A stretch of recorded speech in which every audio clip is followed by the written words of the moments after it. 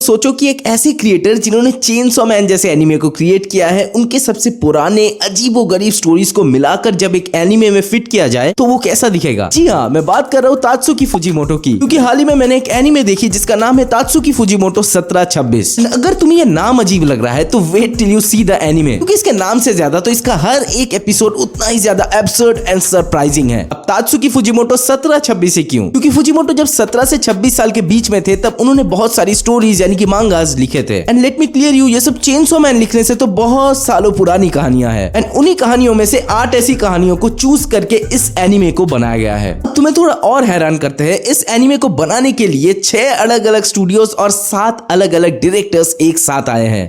जलवा है हमारा।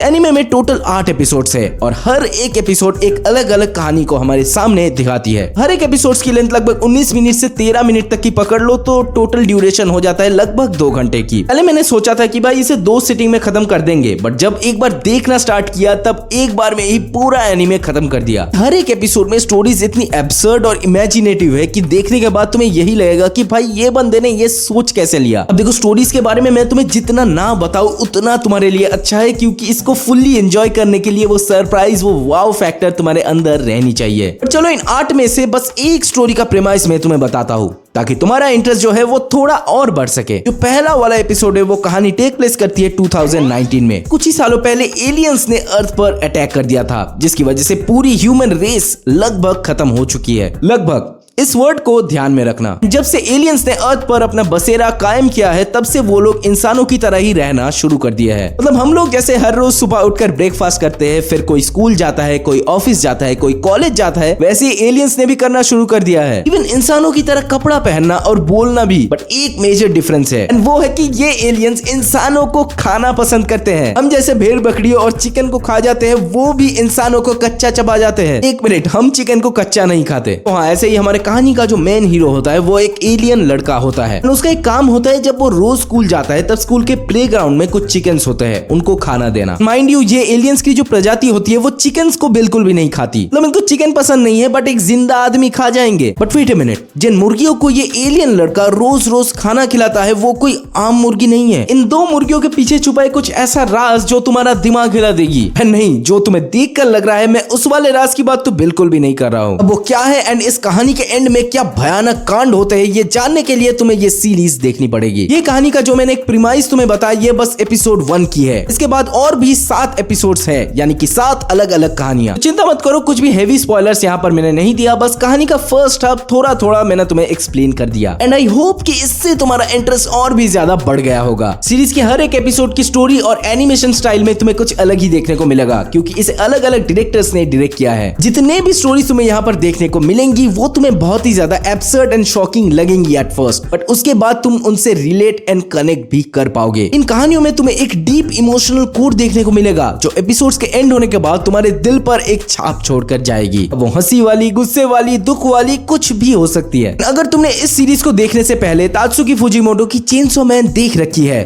तो उससे तुम बहुत ज्यादा कनेक्ट कर पाओगे। बहुत सारे किरदार यहाँ पर ऐसे हैं जिनको देखने के बाद तुम्हें डायरेक्टली फील होगा कि भाई ये तो चेनसॉ मैन के उस कैरेक्टर जैसा फील हो रहा है। तो तुम्हें तात्सुकी फुजिमोटो की अर्लियर इंस्पिरेशंस भी समझ में आती है। अगर 17 साल का एक बच्चा ऐसे थॉट्स, ऐसे स्टोरीज अपने दिमाग में ला सकता है और उनको ऐसे एक्सप्रेस कर सकता है तो उसे हम अनडाउटेडली एक जीनियस कह सकते हैं। हर एक कहानी एक दूसरे से इतनी थीमेटिकली अलग है, बट कहीं पर एपिसोड्स एंड होने के बाद तुम्हें वो एक सी लगेंगी। एंड बहुत सारी जगहों पर तो वो एक फिलोसॉफिकल एंड साइकोलॉजिकल मैसेज को डिलीवर करती है। मैंने इससे पहले तात्सुकी फुजिमोटो की लुक बैक भी देखी थी एंड यहाँ पर जो फाइनल एपिसोड है वो काफी हद तक सिमिलर है लुक बैक से। तो हाँ, अगर वो वाली मूवी भी तुमने नहीं देखी तो एक बार के लिए जरूर चेकआउट करना। देखा कैसे एक वीडियो में 2 रिकमेंडेशंस दे दी। इसी बात पर वीडियो को एक लाइक और चैनल को एक सब्सक्राइब करना तो बनता है। तो भाई मेरी तरफ से इस सीरीज को 4.5 आउट ऑफ 5 की रेटिंग। सीरीज तुम्हें मिल जाएगी Amazon प्राइम पे एंड बोनस खबर तो ये भी है कि इसके एपिसोड्स तुम्हें हिंदी डब में भी मिल जाएंगे। एंड ट्रस्ट मी, इसकी हिंदी डबिंग भी लाजवाब है। एंड हाँ, सीरीज में काफी सारे एडल्ट थीम्स एंड कुछ वैसे वाले सीन्स भी है, इसीलिए कार्टून समझकर बच्चों को दिखाने की भूल तो बिल्कुल भी मत करना। तो क्या तुम इस सीरीज को चेकआउट करने वाले हो? ये हमें कमेंट सेक्शन में जरूर बताना। वीडियो अच्छी लगी या फिर ये रिकमेंडेशन तुम्हें बहुत ज्यादा पसंद आ गई तो चैनल को एक सब्सक्राइब जरूर कर लेना, क्योंकि हम हर हफ्ते ऐसे ही वीडियोस लाते रहते हैं। तब तक के लिए हम मिलेंगे आपसे अगली वीडियो में। Peace out.